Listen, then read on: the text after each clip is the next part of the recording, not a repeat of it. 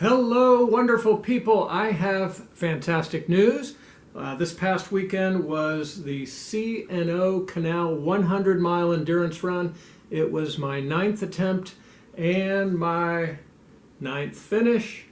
And I ran the entire thing in the brand new Xero DTrails. D as in dazzling.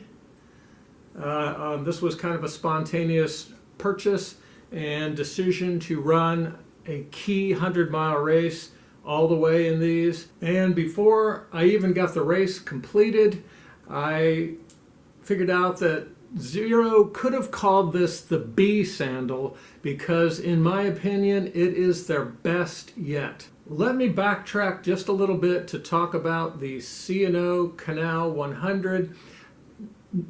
At least 98% of the race is on the C&O Canal towpath, which is mostly used for mountain bikes and hybrid bicycles. It's almost all packed gravel at the portion we run on, and there's some packed dirt. But it's a wide path to allow for oncoming traffic with bicycles. And the race description recommends gaiters, which of course I'm not going to wear gaiters with my sandals, but I've run this race now 9 times, 9 attempts, 9 finishes. It was my first 100-mile race back in 2014, so I take it seriously, and footwear decisions are not taken lightly. After last year's run in the Xero DTrail, the Outsole Trail, I did have some issues with kind of the fine grit and sand and gravel combined with heavy rain and puddles. Some of that grit got between the laces and my skin. So for this year's race, I initially intended to run in the Xero Scrambler lows. But once I ordered the DTrail and took a look at them, I realized that they would probably be perfect. So here is the DTrail all opened up, and what I want to show you is that the fabric, the extra rugged soft fabric that used to be the entire side post, or is the entire side post on the current Z Trail, is now beefed up with this extra heavy-duty fabric lacing system. But the key that I'm pointing out here is that this softer fabric is what touches the skin. And of course, on the 2 forward straps, that is the case on the entire strap system that touches the skin. It goes a little bit wider than the actual fabric lacing, and it is just seamless on the skin. It feels really good. Okay, so here's the 4-foot strap. That soft black fabric that is super durable, extra strong. That is what goes up against the skin. It's a little bit wider than the fabric strap, so not only is it completely comfortable for 100 miles, the only thing I did was put Body Glide on my feet, just anti-chafing cream on my feet. And then a couple times I used baby wipes to wipe my feet down.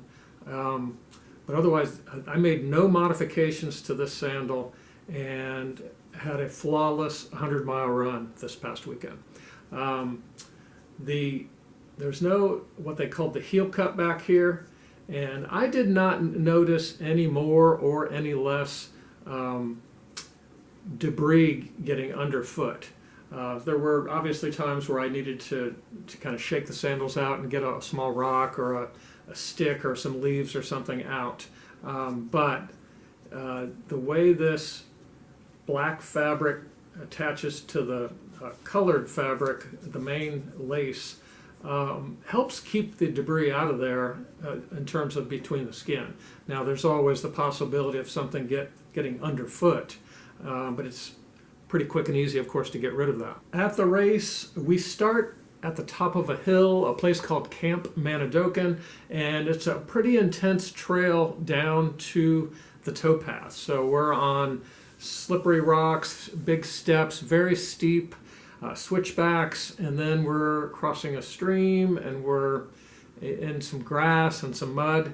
The outsole performed exactly as the Z-Trail outsole always does, very well. With the beefed up side posts on both sides, when I was on rougher terrain or anywhere, the D-Trail felt very secure on my foot. So the 4-foot strap just is just the right amount to keep the front of the sandal nice and stable and secure, and the system on the back with the heel strap, the adjustable heel strap. All 3 straps are adjustable with the lacing system, simple lacing system here with triple adjustments. It was the ultimate in comfort and feeling secure. Now the heel strap does not have that black, softer fabric touching the skin. So there might be a way to make these even more comfortable with the heel strap, but otherwise it was perfectly functional. I had absolutely no problems with abrasions or discomfort. I mentioned occasionally getting debris between the bottom of my foot and the upper part of the outsole. Whenever this happens, I don't get frustrated with the trail. I just simply refocus on my form, try to run with a very minimal amount of friction. If my feet are not making sticks and stones move, then they won't get caught underneath my feet and have to be dealt with. So basically what I'm saying is if the runner is listening to these signals from the environment and taking the right cues, you simply try to run lighter, smoother, easier, and more quiet, which will make you more efficient for the long haul. The morning after the race, Monday, my wife and I went out and went for a couple of long hikes, almost 3 miles each, around the Harper's Ferry area. I used the Xero Scrambler lows with the laces super loose to accommodate my swollen ankles and feet. Those morning and afternoon hikes in Xero shoes and socks was really an ideal way to begin recovery and start training for next year's attempt at 10 finishes at CNO, which would be the 1,000-mile club. That's been, of course, a long-term goal. Between now and then, I'm looking forward to putting lots of miles and hours in with the Xero DTrails. I hope you'll click on my affiliate link with Xero Shoes.